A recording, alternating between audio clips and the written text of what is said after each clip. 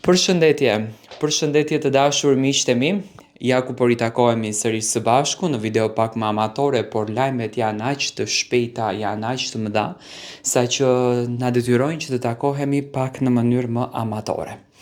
Tani, zyrtarisht më, u publikuan se kush do t'jenë opinionistët. Okej, për njërin e kemi ditur, Arbër Hajdari, një përzgjedhje fantastike.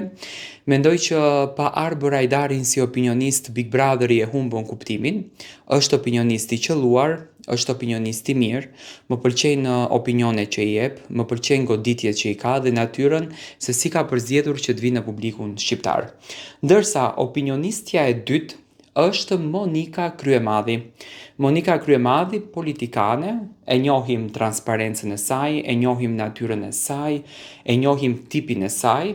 Mendoj që ky Big Brother do t'i ndihmon shumë në rrugtimin e saj politik, sepse do të nxjerrë një anë që ndoshta ne nuk e kemi parë kur në media. Në fakt mezi pres që ta shoh se si do të qaset brenda lojës, sepse Monika besoj që e di se loja bëhet edhe jashtë edhe brenda Big Brotherit. U përfol një herë muaj më parë, por do me thënë vetë ishte Monika ajo që tha se nuk do t'jem, por siç duket gjërat kanë ndryshuar. Më pëlqen përzgjedhja që kanë bërë, është përzgjedhje fantastike.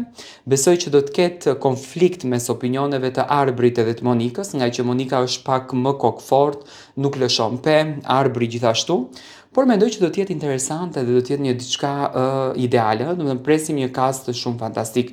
Dua të marr mendimin tuaj për opinionistët dhe normalisht për Ledion Liçën. Do të thënë, siç duket po organizohet një super mega fest.